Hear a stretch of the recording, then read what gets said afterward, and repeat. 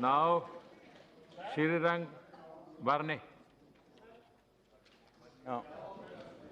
उपाध्यक्ष महोदय जी, माध्यम और सुलभ संशोधन विधेयक 2015 के समर्थन में मैं खड़ा हूँ। उपाध्यक्ष महोदय में हालांकि मध्यस्थता और विवाद निस्तारण का तेज और सस्ता विकल्प माना जाता है, लेकिन सर्वोच्च न्यायालय ने हाल ही में एक फैसले में कहा है कि यह तरीका निहायत महंगा और समय खपाऊ है। यह बात सर्वोच्च न्यायालय ने अपनी एक सुनवाई में के दौरान कही है। कहा है कि इसी प्रक्रिया को निर्बाध रूप से अदालत में चुनौती दी जाती है। उपाध्यक्ष महोदय, मध्यस्थता और सुलभ अधिनियम के कुछ प्रावधान ऐसे हैं जो इस पूरे क्षेत्र को ही इस विषय पर अधिवक्ताओं के लिए जोरदार बना देते हैं। 1996 का यह अधिनियम संयुक्त राष्ट्र के अंतर्राष्ट्रीय व्यापार कानून अथवा UNCITRL के अनुकरण के बनाया गया है। अगर हम उच्च न्यायालय तथा उच्चतम न्यायालय के दिए गए फैसलों को देखें तो यह मामला अब गहरी कानून व्यवस्था का रूप ले चुका है। माननीय उपाध्यक्ष महोदय, हाल में सर्वोच्च न्यायालय ने एक फैसला दिया है जिसमें विवाद की शुरुआत सन 1995 के आसपास हुई, जबकि फैसला सन 2005 में सुनाया गया। दिल्ली उच्च न्यायालय के पीठ के समक्ष पहली चुनौती का निस्तारण वर्ष 2006 में हुआ और इसी न्यायालय के समक्ष अपील का निस्तारण 2012 में हुआ।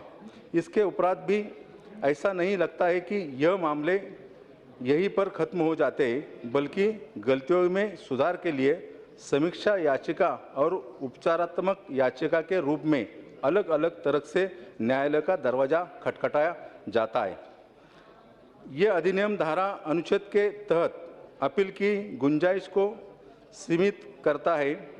बहरहाल उस शाब्दिक प्रावधान में अपीलों के लिए कोई चुनौती नहीं पेश की और एसोसिएटेड बिल्डर मामले के दिए फैसले के में कम से कम 20 नज़रों का उल्लेख है।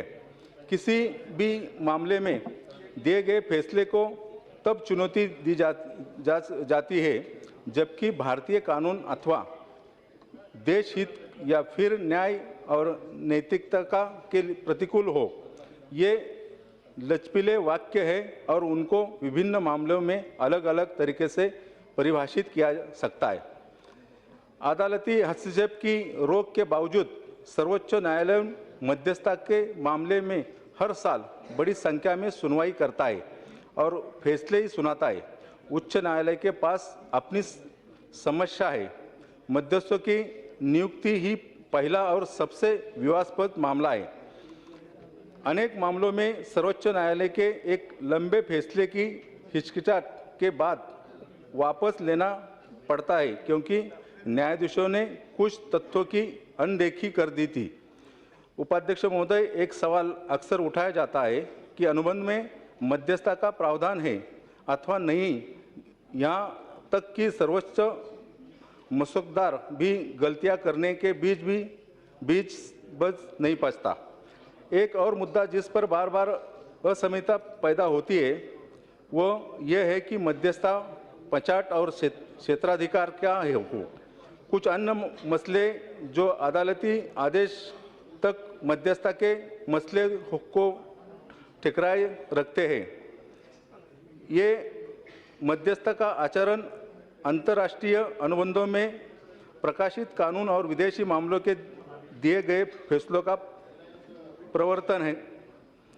यदि उपाध्यक्ष महोदय, विधि आयोग ने अपने 246वीं रिपोर्ट का जिसका संबंध मसौदा कानून में संशोधन से है ने कई सुझाव दिए हैं।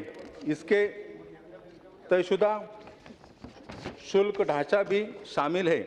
यह सिफारिश इसलिए की गई है कि ताकि मध्यस्थता के बढ़ते खर्च को सीमित किया जा सके।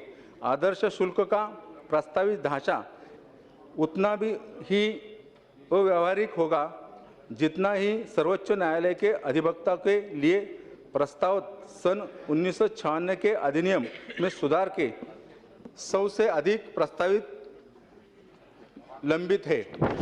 माननीय उपाध्यक्ष महोदय, एक बात अपने ध्यान में लाता हूं। देश के विभिन्न अदालतों में लगभग 3 करोड़ से अधिक केस सुनवाई के लिए पेंडिंग पड़ी है, जिस पर माननीय सुप्रीम कोर्ट ने चिंता जताई है।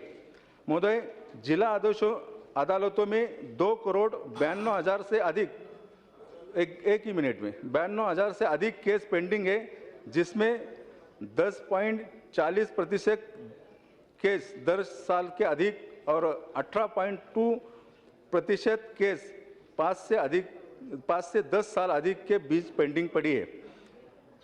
माननीय अध्यक्ष महोदय, लगभग 40 लाख से अधिक केस देश के उच्च न्यायालय में पेंडित है। लगभग 58,906 से अधिक केस सुप्रीम कोर्ट में पेंडिंग है।